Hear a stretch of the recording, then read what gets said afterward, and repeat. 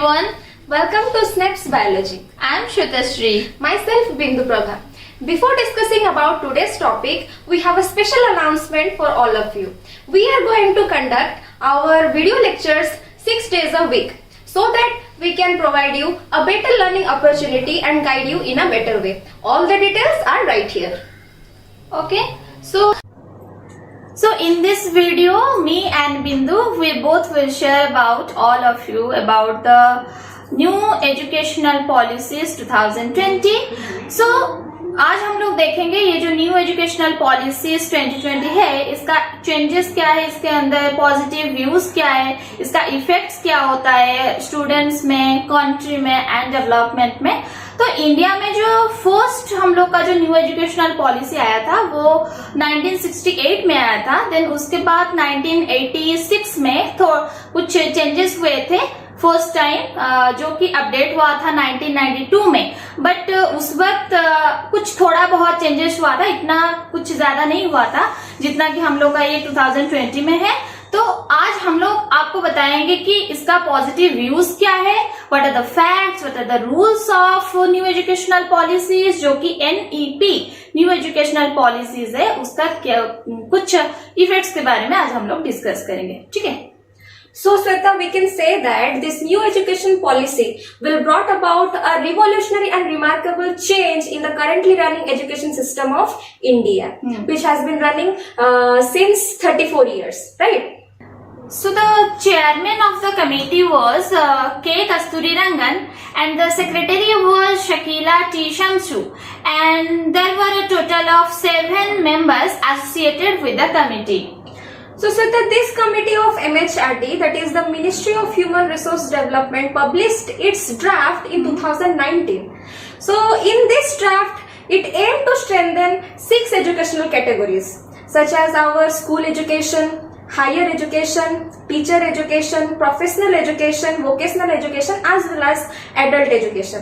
Not only this much, it also aimed to strengthen the currently running education system by implementing various methods into it, like implementing technology in the education, then creating national research foundation, then financing the education in a better way, involving parents to finance the education more effectively, and also promoting the most important one, promoting our Indian languages, regional languages. Clear? So this is a better way of this policy, that it trying to create a better opportunity and providing better facilities to students as well as teachers. Yes. So not only this much, it also aimed or proposed to form a Rashtriya Shiksha Ayog, that is the National Education Commission, which will be headed by our Prime Minister of India. So now let's discuss the new educational policy 2020 and what are its positive points, what are its vision. So the main vision of 2020 policy is to convert India, that is Bharat, into a equitable and vibrant knowledge society by providing a higher quality of education to all, and thereby making India to a global knowledge society. तो first point है कि जो MHRD था, ministry of human resource and development, that name has been change to ministry of education. पहले क्या था कि ministry of education इसके अंडर आता था, लेकिन अभी पूरा नाम को चेंज करके मिनिस्ट्री ऑफ एजुकेशन कर दिया गया है. And as mentioned in the draft, the policy focuses mainly on the 2 level of education, that is the school level of education and the higher level of education. So let's first focus on the school education. This policy denotes that the existing 10+2 structure in school education will be modified with a new pedagogical and curricular system of education, that is the 5+3+3+4 system of education, covering the age group between 3 to 18। तो ये जो existing system रहता था उसमें क्या होता था कि बच्चा 6 इयर्स के अंदर, आफ्टर 6 इयर्स उसका एडमिशन करवा दिया जाता था स्कूल में। 1 to 10 वो स्कूल में पढ़ा, फिर उसके बाद 11, 12। ये जो 12 इयर्स होता था ये उसका स्टेट गवर्नमेंट के ऊपर में रहता था। State government will control the 10+2 education system.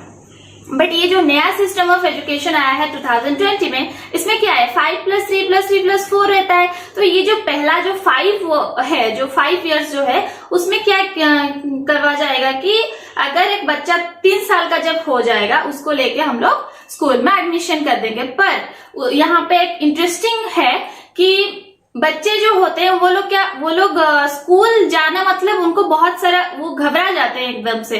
जैसे कि एक कसाई बकरा को लेके कटवाने के लिए जाता है तो बच्चों को वैसा लगता है कि हम लोग को स्कूल, वो आप लोग भी देखे होंगे कि ऐसे बहुत सारे बच्चे रहते हैं कि स्कूल जाने में उनको घबराहट होता है बहुत, वो लोग डरते हैं स्कूल जाने से। तो ये जो नया सिस्टम ऑफ एजुकेशन है इसका उसी पॉइंट में ज्यादा फोकस किया गया है कि बच्चे स्कूल जाने से उनको कैसे इंटरेस्टिंग लगेगा। वो लोग खुद चाहेंगे कि हम लोग को स्कूल जाना चाहिए, वो लोग स्कूल जाने के लिए उनका खुद का एक इंटरेस्ट आएगा अंदर में।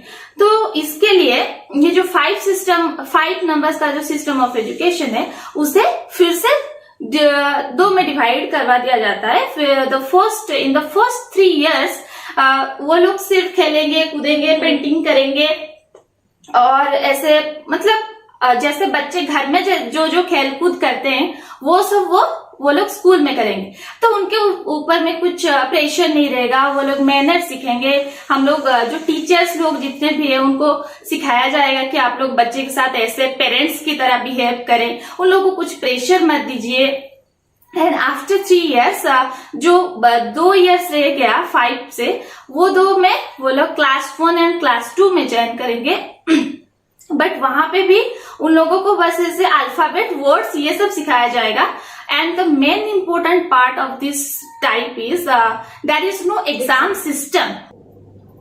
तो ये था 5 का एक्सप्लेनेशन। अभी मैं बताऊंगी कि 3 का एक्सप्लेनेशन क्या है।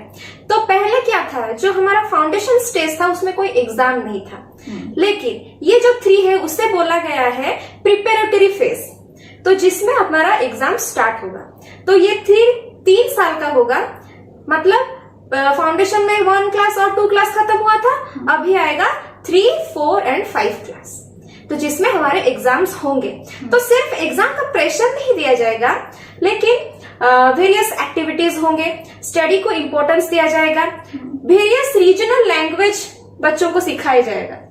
तो रीजनल लैंग्वेज में जो स्कूल है वो अपने लैंग्वेज में पढ़ा सकते हैं ये 3 साल, और उसके साथ साथ इंडियन लैंग्वेज भी वो इंक्लूड कर सकते हैं, नेशनल लैंग्वेज भी इंक्लूड कर सकते हैं। जैसे कि इंग्लिश हो गया, जो इंग्लिश मीडियम स्कूल होंगे तो वो क्या इंग्लिश में पढ़ाएंगे, क्लियर। तो इसका ये बेनिफिट है कि हमारा जो इंडियन रूरल लैंग्वेजेस हैं, जो रीजनल लैंग्वेज हैं, उनके वो डेवलप करेंगे। लेकिन अगर बच्चा इंग्लिश को प्रायोरिटी नहीं देगा तो इन फ्यूचर उसे प्रॉब्लमेटिक हो सकता है।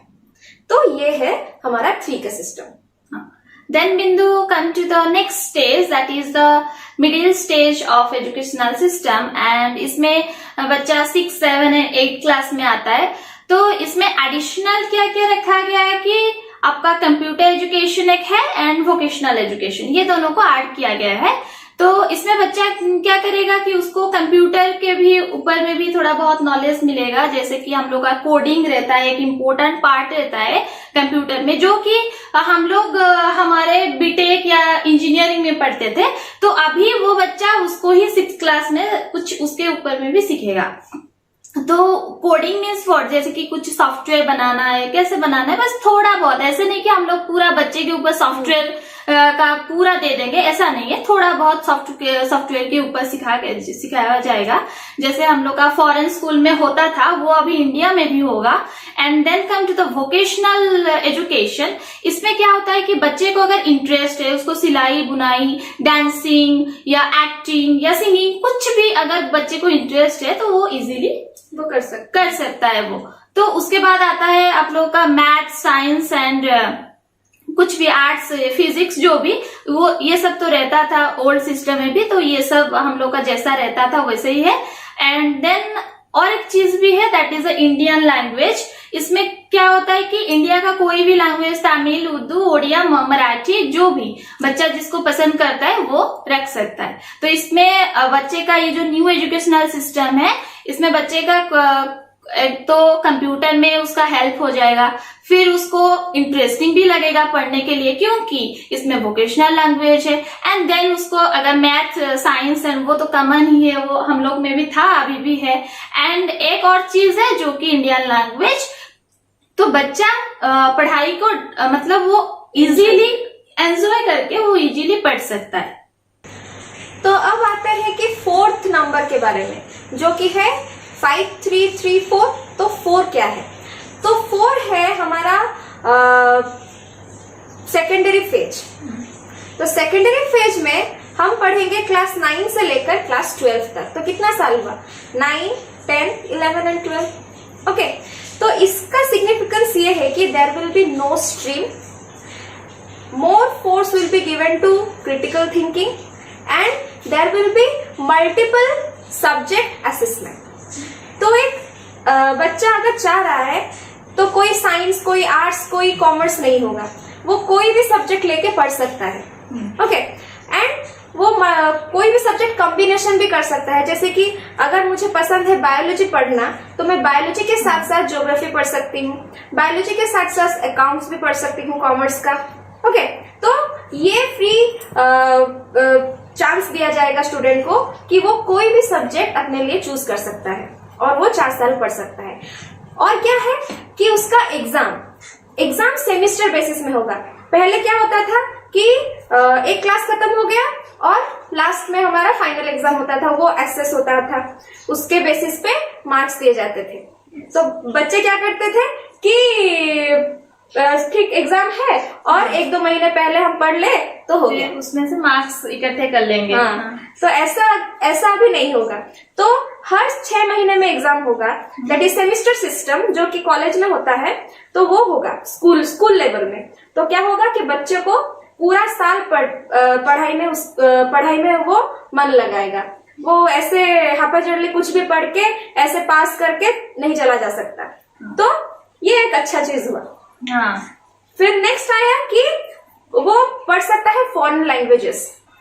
तो 4th सेकेंडरी स्टेज में वो फॉरेन लैंग्वेजेस पढ़ सकता है, जिसके वजह से वो अगर उसका लिंग्विस्टिक्स में इंटरेस्ट है तो वो उसे क्या हेल्प करेगा कि वो कोई भी लैंग्वेज में अपना सब्जेक्ट ले सकता है।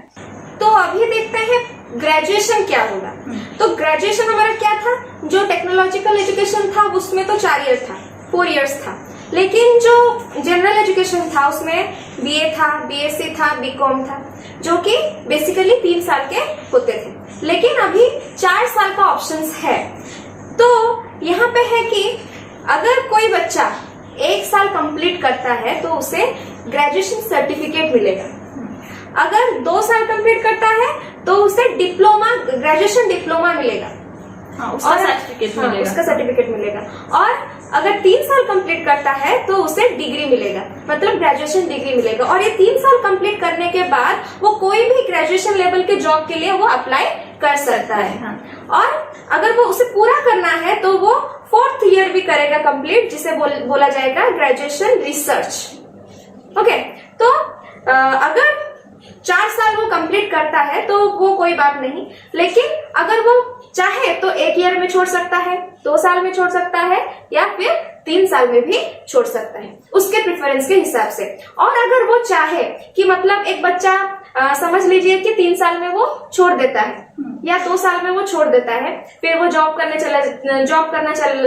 के लिए चला जाता है और फिर वापस आता है कि नहीं मुझे अभी पढ़ना है, तो वो वहीं से ही कंटिन्यू वो शुरू कर सकता है। ओके, तो अभी मैं श्वेता को बोलूंगी कि वो पोस्ट ग्रेजुएशन के बारे में कुछ बोले।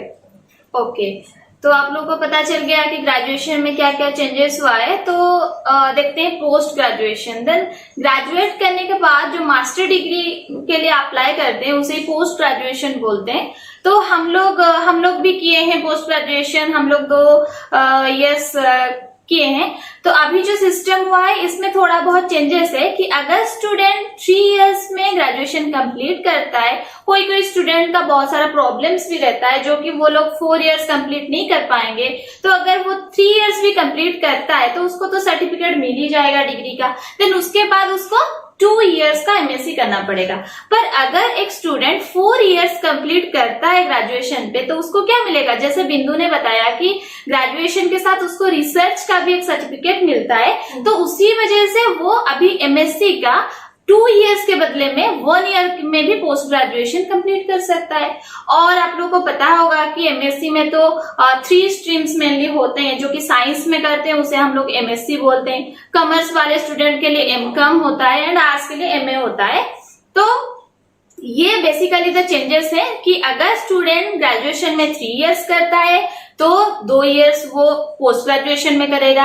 अगर वो 4 इयर्स कंप्लीट कर चुका है ग्रेजुएशन में, देन उसको 1 ईयर में ही उसको पोस्ट ग्रेजुएशन का सर्टिफिकेट मिल जाता है। तो जैसे भी करके टोटली आप लोगों को 5 इयर्स तक करना ही है। आप लोग 3 इयर्स करें या 4 इयर्स करें, टोटल आपका 5 इयर्स होता है। So after the post graduation और एक मास्टर डिग्री भी है जो हमारे सीनियर्स भी कुछ कर चुके हैं, जिसे हम लोग एमफिल बोलते हैं। तो अभी वो जो एमफिल कोर्स है उसे टोटली हटाया दिया गया है। तो एक बच्चा अगर पोस्ट ग्रेजुएशन में पास आउट हो गया है, उसको पोस्ट ग्रेजुएशन का सर्टिफिकेट मिल गया है, तो वो डायरेक्टली पीएचडी के लिए अप्लाई कर सकता है, जो कि एक बहुत ही मतलब ये बहुत अच्छा चेंजेस है कि वो डायरेक्टली रिसर्च के अंदर घुस जाएगा, पीएचडी कर सकता है। तो ये जो पीएचडी होता है ये बेसिकली 5 इयर्स का होता है, ये अभी 4 इयर्स का हो गया, 4 इयर्स का हो गया है। तो ये सब था हम लोग का न्यू एजुकेशन पॉलिसी में। हम लोग बताया आप लोगों को कि एक बच्चा 3 इयर्स में ज्वाइन करेगा स्कूल, फिर जो 5 जो होता है उसमें टोटली एग्जाम ही नहीं होता है, तो बच्चा बिना प्रेशर के पढ़ेगा, वो खेल कूद उसमें उसका टाइम पास हो जाएगा। एंड देन उसके बाद आता है प्रिपेरेटरी फेज, जिसमें कि बच्चा 3, 4, 5 क्लास पढ़ता है। देन उसके बाद आता है मिडिल फेज जिसमें 6, 7, 8। देन उसके बाद आता है सेकेंडरी फेज जिसमें कि 10, 12 एंड ग्रेजुएशन 9, 10, 11, 12 और उसके बाद फिर graduation and post graduation. And then MPhil तो नहीं है, फिर करेगा बच्चा पीएचडी। तो ये बात देखने लायक है कि पहले क्या होता था कि जो एमफिल स्टूडेंट्स थे वो पीएचडी के लिए अप्लाई अगर कर रहे हैं तो उन्हें एक रिलैक्सेशन टाइप मिलता था। हाँ। लेकिन अभी ये जो एमफिल हट गया है तो इसके लिए मतलब जो पोस्ट ग्रेजुएशन कर चुके हैं तो उनको और कोई प्रॉब्लम नहीं हो सकता है। हाँ, वो आराम से नेट क्वालिफाई कर सकते हैं और फिर वापस ऐसे बहुत सारे एंट्रेंस जो होते हैं पीएचडी के लिए, गेट, सीएसआर, नेट, ये सब रहता है, वो लोग आराम से क्वालिफाई करके अप्लाई कर सकते हैं। And then come to the other key point in the system includes that are mainly 4 points are there, and the first point is early childhood care and the education system, and the second point is that foundational literacy and numeracy, and the third point is curtailing dropout rate and ensuring universal access to education at all levels. So Bindu, can you explain the point number 3 to the students? तो ये जो दिया गया है कि universal access to education at all level, इसका मतलब ये है कि सबको एजुकेशन मतलब सबको पढ़ने के लिए मौका मिल रहा है। तो ऐसा कुछ नहीं है कि हम आधा पढ़ेंगे और फिर हो गया उसका खत्म और मेरा पूरा जिंदगी बर्बाद हो गया, मैं तो आधा पढ़ी हूँ और बाकी कुछ नहीं पढ़ सकती। ये सब कुछ नहीं होगा। जो भी हम पढ़ रहे हैं उसका वैल्यू कुछ होगा। सब पढ़ाई को एक्सेस कर सकते हैं। और जो इसकी वजह से क्या होगा कि जो ड्रॉप आउट रेट है, बहुत स्टूडेंट होते हैं कि फाइनेंशियल प्रॉब्लम ड्रॉप कर लेते हैं, फैमिली प्रॉब्लम, कोई भी प्रॉब्लम की वजह से या जॉब करना हो तो वो पढ़ नहीं पाते थे, ड्रॉप आउट कर लेते। तो ये जो सिस्टम आया है तो इसके वजह से क्या होगा कि ये जो ड्रॉप आउट रेट है वो घट जाएगा और सब एजुकेशन को एक्सेस कर सकते हैं। ठीक है। And then the point number 4 that is curriculum and pedagogy in school, that is learning should be holistic, integrated, enjoyable and engaging. ये पॉइंट हम लोग अभी आप सभी के साथ डिस्कस कर चुके हैं। तो ये सारा जो पॉइंट्स है, the other points in the system includes, तो इसका बहुत सारा पॉजिटिव एस्पेक्ट्स भी है, तो ये भी हम लोग आपको बताएंगे। The positive aspects are, first point is reducing curriculum content to enhance the essential learning and critical thinking, and the second point is experimental learning. तो ये एक्सपेरिमेंटल लर्निंग के बारे में मैं कुछ कहना चाहती हूँ कि पहले क्या होता था कि अभी भी बच्चे रट लेते हैं बहुत सारे हैं, हाँ। जैसे कि बायोलॉजी का टैक्सोनॉमी पार्ट ले लो, और हिस्ट्री एक मेन चीज होता है, हिस्ट्री है कि कौन से ईयर में क्या किया था, तो ये सब रट लेते हैं। तो ऐसा नहीं किया जाएगा अभी। एक्सपेरिमेंटल लर्निंग मतलब बच्चों के लिए ऐसा एक एनवायरनमेंट क्रिएट किया जाएगा कि वो समझ के पढ़े, ना कि रट के पढ़े, रट के याद रखे। वो कुछ समझे और उसे इम्प्लीमेंट करे और वो उसके मन में रहे। तो ये इससे मतलब बच्चे का स्किल में डेवलप होता है, skill development. And then comes to the point number 3 that is empowering students through flexibility in their course choices. उनके हिसाब से वो कोर्स को चूज करेंगे। And the fourth point is multilingualism and the power of language. And the next point is National Curriculum Framework for School Education in short form, that is NCFSE. And the next point is National Textbook with local content and flavor.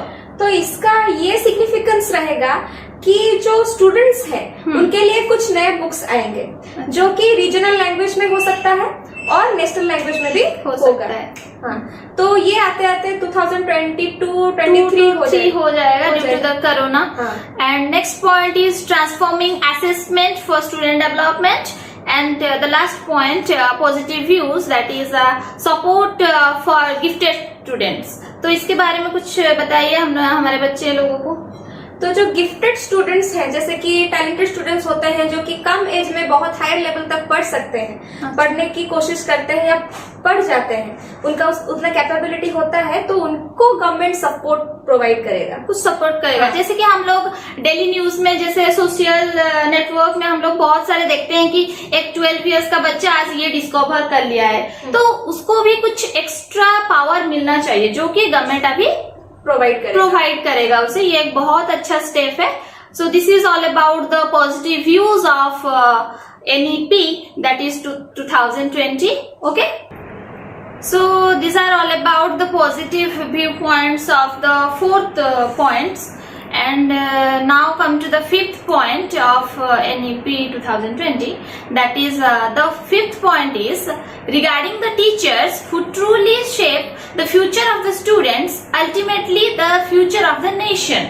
So to motivate and empower teacher, various aspects have been employed, such as like recruitment and development, service environment and culture, career management and progression, then creating professional standards for teachers and employing special education. Okay, so this is all about the fifth point. Then the sixth point is seventh and eighth point includes the equitable and inclusive education program in view of learning for all, efficient resourcing and effective governance through the school's complex and standard setting and accreditation for school education respectively. So now come to the second category, that is the higher education. तो श्वेता आप बोलिए कि आज तक जो चलता आ रहा है वो हायर एजुकेशन सिस्टम, उसमें क्या क्या प्रॉब्लम हो रहा था? ओके, सो ये जो आज तक जो हायर एजुकेशन चलते आ रहे हैं, अभी भी जो चल रहा है, तो उसमें कुछ सारे ऐसे बहुत कुछ कमियां रहते थे। जैसे कि आप लोगों का फर्स्ट हो गया फ्रैगमेंटेशन। ठीक है, तो ये फ्रैगमेंटेशन मीन्स व्हाट? ये जो फ्रैगमेंटेशन होता है मेनली हायर एजुकेशन सिस्टम में होता है। तो इसमें क्या होता है कि हम लोग जैसे BSc पढ़ते हैं, तो उसमें बहुत सारे ऑनर्स होता है। तो एक बच्चा अगर केमिस्ट्री ऑनर्स रखता है, तो वो क्या करता है, बस फिजिक्स, केमिस्ट्री और केमिस्ट्री के ऊपर वो ज्यादा ध्यान देता है। उसका जो हम लोग जैसे मान लिया आर्ट्स का कुछ सब्जेक्ट है, इंग्लिश के ऊपर, पॉलिटिकल साइंस के ऊपर, उसके ऊपर उसका ज्यादा नॉलेज नहीं रहता है। तो ये बहुत बहुत ही नेगेटिव इफेक्ट है जो कि हम लोग 2020 में इसके बारे में कुछ डेवलपमेंट किया गया है कि एक बच्चे को उसके ऑलराउंडर डेवलपमेंट के ऊपर ध्यान देना चाहिए। अगर वो साइंस भी पढ़ता है तो उसका कुछ थोड़ा बहुत उसका नॉलेज आर्ट्स में भी रहना चाहिए, कॉमर्स में भी रहना चाहिए, जो कि उसके फ्यूचर के ऊपर फ्यूचर में हेल्प करेगा उसके। And the second point is that is the skill development. हम लोग को सभी को पता है कि बच्चे क्या करते हैं कि वो लोग एक्सपेरिमेंट्स या प्रैक्टिकल्स बहुत कम करते हैं। उनका स्किल बहुत ही स्किल इतना भी डेवलप नहीं रहता है कि वो लोग उसे हायर जाके रिसर्च में वो लोग हेल्प कर सकते हैं। तो इसके लिए हम लोग को बस बच्चे क्या करते हैं कि एग्जाम 2-3 महीने के बाद है, चलो रट्टा मार लेते हैं, एग्जाम दे देंगे, मार्क्स आ जाएगा, परसेंटेज है, बस यही चाहिए। पर ये बिल्कुल भी नहीं है। स्टूडेंट्स को स्किल डेवलपमेंट में भी ध्यान देना चाहिए, जो कि 2020 में। And the third problem is there is a lack of coordination between the authority and the institution. Authority को बस इतना ही पता रहता था या नॉलेज रहता था कि इंस्टीट्यूशन में कितने बजे आते हैं या एनरोल करते हैं या रजिस्ट्रेशन करते हैं, उसके बाद कोर्स कंप्लीट करते हैं, फिर वो लोग सर्टिफिकेट लेके जाते हैं। बस इतना ही अथॉरिटीज को पता रहता है। और क्या क्या होता है साल भर में, क्या इंस्टीट्यूशन में पढ़ाया गया है, क्या प्रैक्टिकल्स हुआ है, इसके ऊपर में अथॉरिटीज को कुछ नॉलेज नहीं रहता था, जो कि अभी 2020 में करवाया गया है। And then the fourth problem is that lack of facility in the research in different institution। हम लोग का क्या है, इंडिया में ऐसे बहुत ही मेन इंस्टीट्यूशन है जैसे कि NIT, IIT, JNU, BHU जो कि होता है, इसमें बस रिसर्च का बहुत फैसिलिटी होता है। ऐसे जो सिटीज में जो गवर्नमेंट कॉलेजेस सब जो है उसमें उतना फैसिलिटीज नहीं रह पाता है। तो बच्चे क्या करते हैं, अगर खुद के अंदर उन लोगों का मेरिट भी है तो भी वो लोग फैसिलिटीज उन लोगों को नहीं मिलता था। अगर कोई बच्चा जाके NIT या IIT में एडमिशन लेता है तब जाके वो पढ़ सकता है, ठीक है। तो इसके बारे में भी कुछ डिस्कशन किया गया है। And the last problem is that lack of faculties. It is a very lack of teacher और lack of faculties in different institution. Faculties का मेंबर बहुत कम रहता है इंस्टीट्यूशन में। ऐसे जैसे रूरल एरियाज में जो स्कूल या कॉलेजेस होते हैं वहां पर फैकल्टीज बहुत ही कम रहते हैं, जो कि बच्चों को पढ़ाने में उन लोगों का थोड़ा बहुत प्रॉब्लम भी होता है। तो इसके बारे में अभी ये जो न्यू एजुकेशन सिस्टम है इसके बारे में थोड़ा बहुत वो लोग चेंजेस लाए हैं। तो बिंदु बताइए जरा कि हायर एजुकेशन सिस्टम जो है 2020 में उसमें क्या क्या न्यू पॉइंट्स ऐड करवाया गया है। हाँ, तो फर्स्ट ये जो फैकल्टी प्रॉब्लम है इसके लिए 30:1 रेशियो के हिसाब से टीचर एंड द स्टूडेंट उसका वो रेशियो किया गया है। मतलब हर 30 बच्चे के लिए एक टीचर रहेगा, अवेलेबल रहेगा। तो there are some other key points such as your quality universities and colleges, institutional restructuring and consolidation, then moving towards holistic and multidisciplinary education, then creating optimal learning environment to support students. And there is another that is internationalization and student activity and participation, providing financial supports for the students. Then you're providing motivated, energized and capable faculties. Yes. Then equity and inclusion in higher education. और basically सिर्फ student नहीं, teacher के education को भी priority दिया जाएगा अभी। और री इमेजिनिंग द वोकेशनल एजुकेशन। इसमें क्या होता है कि बच्चे को जो इंटरेस्ट होता है, सिलाई बुनाई जिसमें उसका इंटरेस्ट है वो ले सकता है, पार्टिसिपेट कर सकता है, ठीक है। Then catalyzing your quality academic research in all fields through new national research foundation. नया फाउंडेशन बनाया गया है, रिसर्च फाउंडेशन, उसमें क्वालिटी को कैटलाइज करवाया जाएगा। अच्छा, then another point is transforming the regulatory system of higher education. Okay. And the final point is the effective governance and leadership for higher educational institution. Okay. So these are the points which I put in our 2020 higher education system. However, the last part of the policy emphasizes on making the various aspects happen. So it has given some key points how to make the policy effective. So the important key points are strengthening the Central Advisory Board of Education. उसको strengthening करना है. फिर आ गया financing, which is very important. Financing affordable and quality education for everyone, for all. Then and implementation, because policy कोई भी हो, the effectiveness of policy depend on its implementation by multiple bodies in a synchronized and a systematic manner. Okay. So the bodies which are going to take the leader, जैसे कि हम लोग का NCERT हो गया, SCERT हो गया, board, CAB, union and state governments हो गया, देन आप लोग का HEI that is higher education system हो गया, स्टेट डिपार्टमेंट ऑफ एजुकेशन भी है, and union and state government, education related ministries. तो ये सब है आप लोग का कुछ बॉडीज जो कि क्या करेंगे, लीड रोल करेंगे कुछ ये जो पॉलिसी है उसे एग्जीक्यूट करने में. ठीक है.